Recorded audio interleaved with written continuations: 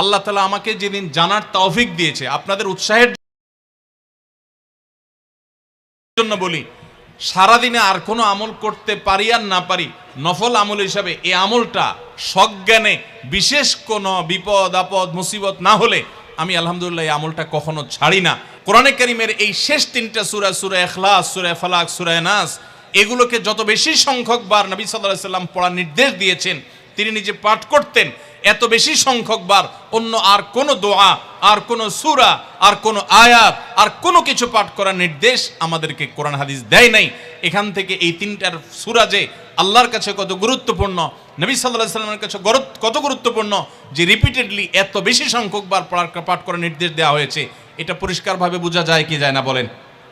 সম্মানিত ভাইরা আমার, সূরা ইখলাস, সূরা ফালাক, সূরা নাস, এই তিন সূরা দিন এবং রাত সব মিলিয়ে আমাদের প্রিয় নবী সাল্লাল্লাহু আলাইহি ওয়াসাল্লাম তিন জায়গায় তিনি তিন সময় এই সূরাগুলো পাঠ করতেন।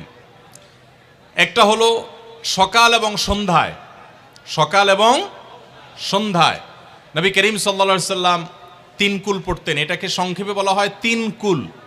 যেহেতু তিন সূরা শুরুতে কুল শব্দটা আছে, এই জন্য সংক্ষেপে বলা হয় তিন কুল। এই তিন কুল ইখলাস, ফালাক, নাস, এই শেষের তিনটা সূরা কোরআনের, এই তিনটা সূরাকে আমাদের প্রিয় নবী সাল্লাল্লাহু আলাইহি সাল্লাম সকাল সন্ধ্যায় পড়তেন। একটা টাইম পাইলাম, কোন টাইমে পড়তেন? সকাল এবং সন্ধ্যায়। সকাল এবং সন্ধ্যার পাশাপাশি তিনি রাতে ঘুমানোর আগে আবার পড়তেন। তাহলে দুইটা টাইম পাইলাম। আরেকটা টাইম হলো 5 ওয়াক্ত নামাজের পরেও তিনি পাঠ করতেন। তাহলে কয় টাইম হলো? 3 টাইম। 3 কুল পড়তে হয় প্রতিদিন, রাত পুরা 24 ঘন্টার মধ্যে কয় টাইম? 3 কুল 3 সময়ে পড়তে হয়। সকাল এবং সন্ধ্যা এবং রাত এই সময়গুলোতে পড়তে হয় প্রত্যেকটা 3 বার করে। 3 বার পড়লে কি লাভ হয়? নবী করিম সাল্লাল্লাহু আলাইহি সাল্লামের পরিষ্কার হাদিস রয়েছে, যদি কেউ সকালে 3 কুল 3 বার করে পাঠ করে, সূরা ইখলাস 3 বার, সূরা ফালাক 3 বার, সূরা নাস 3 বার যদি কেউ পাঠ করে, সন্ধ্যার আগ পর্যন্ত সারা দিনের জন্য ওই পাঠকারী ব্যক্তি আল্লাহ তাআলার জিম্মায়, আল্লাহর হেফাজতে, আল্লাহর নিরাপত্তায় সে চলে যায়।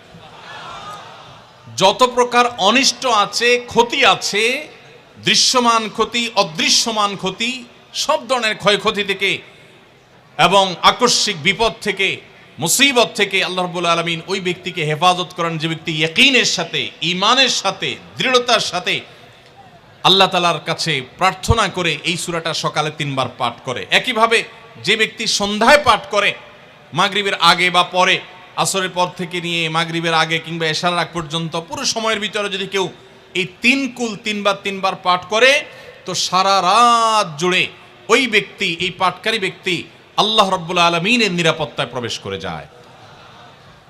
একইভাবে আমাদের প্রিয় নবী সাল্লাল্লাহু আলাইহি সাল্লাম প্রত্যেক 5 ওয়াক্ত নামাজের প্রত্যেক ওয়াক্তের পর এই 3 কুল পাঠ করতেন একবার। কয়বার? একবার সূরা ইখলাস, একবার সূরা ফালাক, আর একবার সূরা নাস। তাইলে মোট দিন এবং রাতে কয় জায়গায়, কয় টাইমে এই সূরাগুলো পাঠ করতে হয়? 3 টাইম। একটা হলো সকাল সন্ধ্যায়, আরেকটা হলো রাতে শোয়ার আগে, আরেকটা হলো 5 ওয়াক্ত নামাজের, 5 ওয়াক্ত নামাজের পরে একবার করে, একবার সূরা ইখলাস, একবার সূরা ফালাক, একবার সূরা নাস। ফজরের পরে, আবার যোহরের পরে, আবার আসরের পরে, আবার মাগরিবের পরে, আবার এশারের পরে। তাহলে দিন এবং রাত 24 ঘন্টায় এই 3 কুল কত বেশি গুরুত্বপূর্ণ হলে কোরআনের অন্য কোনো সূরা, অন্য কোনো আয়াত এত বেশি জায়গায়, এত বিভিন্ন জায়গায়, বিভিন্ন সময় নবী সাল্লাল্লাহু আলাইহি সাল্লাম এত সংখ্যকবার আমাদেরকে পাঠের নির্দেশ দেন নাই। এখান থেকে বোঝা যায় এই সূরাগুলো কত গুরুত্বপূর্ণ, কত প্রয়োজনীয় এবং কত ফজিলত এবং মর্যাদাপূর্ণ। ভাইরা আমার, দিন এবং রাত 24 ঘন্টার ভিতরে 3 সময় এই সূরাগুলো মোট কতবার পাঠ করা হয়? আসুন আমরা হিসাব করি। সকাল, সন্ধ্যা এবং রাতে 3 বার করে যদি পাঠ করা হয়, তাহলে কয়বার হলো? 9 বার করে। সকালে 3 বার, সন্ধ্যায় 3 বার, রাতে 3 বার, তাহলে মোট কয়বার হলো? 9 বার।